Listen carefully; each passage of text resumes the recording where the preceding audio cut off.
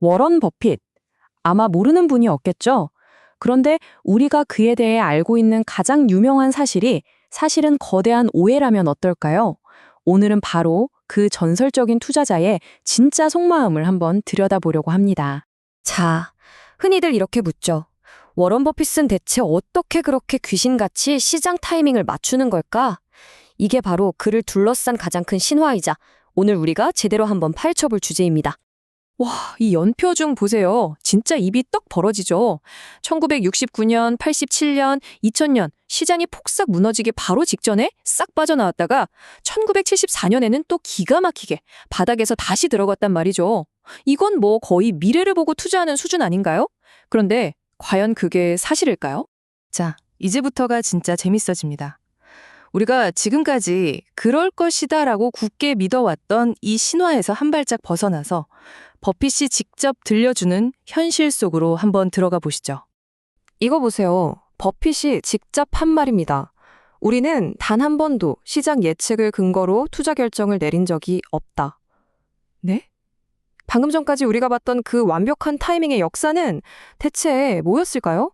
이 한마디가 그 신화를 그냥 와르르 무너뜨리는 거죠. 와, 이거 정말 흥미진진한데요. 아마 지금, 잠깐만. 시장 예측을 안 했는데? 어떻게 그런 수익이 가능해 하고 좀 혼란스러우실 거예요. 그쵸? 그럼 그 엄청난 성공의 비결은 대체 뭘까요? 자, 그 진짜 답을 찾아서 조금 더 깊이 들어가 보겠습니다. 놀랍게도 버핏의 진짜 철학은 정말 간단합니다. 무슨 복잡한 공식 같은 게 아니에요. 그는 주식시장의 오르내림을 맞추려고 하는 게 아니라 그냥 아주 단순하게 사업, 그 자체를 산다는 겁니다. 주식이 아니라 사업을요. 심지어 버핏 본인도 나 타이밍 못 맞춘다라고 인정한 적이 있어요. 그 유명한 2008년 골드만삭스 투자 때인데요. 그때를 회상하면서 그때 타이밍 정말 안 좋았어요 라고 말했어요.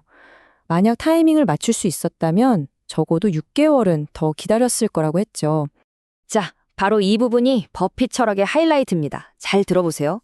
일단 좋은 기업을 괜찮은 가격에 사요. 여기까지는 평범하죠?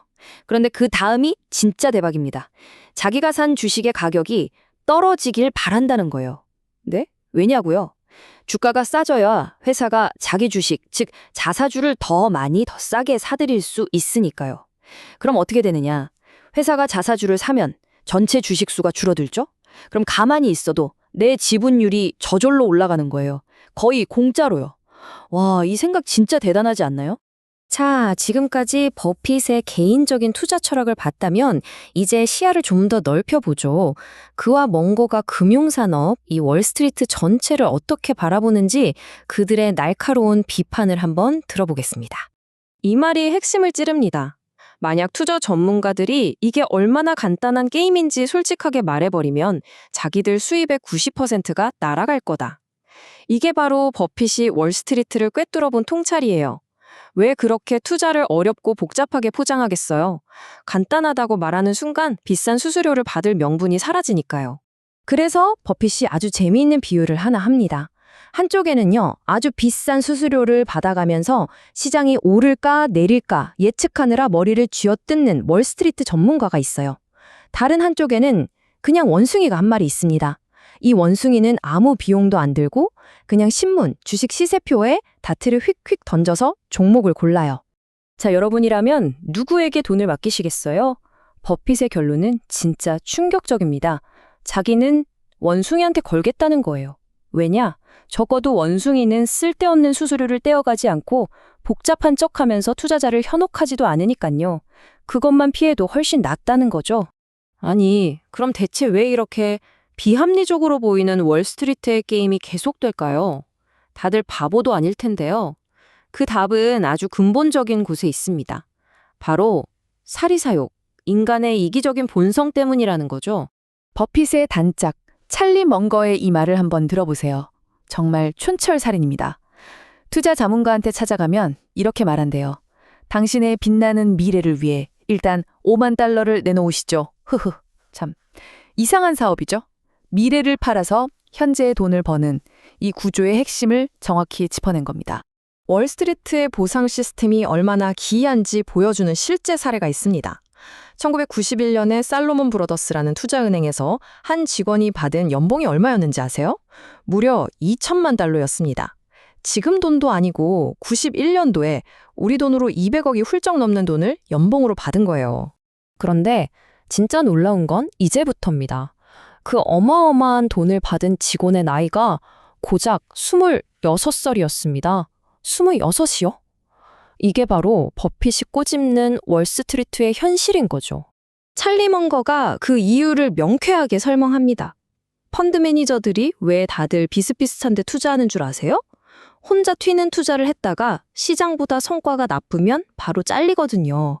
그러니까 무서워서 그냥 다들 남들 하는 대로 시장 평균만 따라가는 거예요. 결국 하는 일은 인덱스 펀드랑 똑같은데 전문가라는 이름값으로 비싼 수수료만 받아 챙기는 거죠. 자, 이제 투자나 돈 이야기에서 조금 더 나아가 보겠습니다. 버핏과 먼거의 철학이 결국에는 우리의 삶, 인격, 그리고 우리가 무엇을 남기고 갈 것인가 하는 아주 깊은 차원의 이야기로 어떻게 연결되는지 한번 살펴보시죠. 버핏이 자주 쓰는 표현 중에 난소복권이라는 말이 있어요. 이게 무슨 뜻이냐면 우리가 이 세상에 태어나는 것 자체가 복권에 당첨되는 것과 같다는 거예요. 언제 어디서 어떤 부모에게서 태어날지는 순전히 운이잖아요. 우리의 성공에 가장 큰 영향을 미치는 이 요소가 바로 운이라는 걸 인정하라는 거죠. 그리고 버핏은 말합니다. 그 행운에는 반드시 책임이 따른다고요. 그래서 그 운 좋은 삶을 살아가는 우리에겐 일종의 의무가 있다는 겁니다. 첫째, 내가 이 난소복권에 당첨됐다는 사실을 깨닫는 것. 둘째, 살아오면서 겪은 수많은 경험들로부터 끊임없이 배우는 것. 그리고 마지막으로 내 인생의 후반전에서는 전반전의 나보다 더 나은 사람이 되어야 한다는 겁니다. 버핏은 이렇게 말해요. 나는 내 인생의 후반전으로 평가받고 싶다. 아마 찰리도 그럴 거다. 젊었을 때 실수도 하고 부족한 점도 많았겠지만 그걸 딛고 인생의 후반부에 어떤 사람으로 완성되어 가느냐, 그걸로 평가받고 싶다는 거죠. 결국 돈이나 명예가 아니라 인격의 성장을 가장 중요한 가치로 생각하는 겁니다. 결국 버핏과 먼거의 이 모든 이야기는 우리 각자에게 하나의 질문을 던지는 것 같습니다.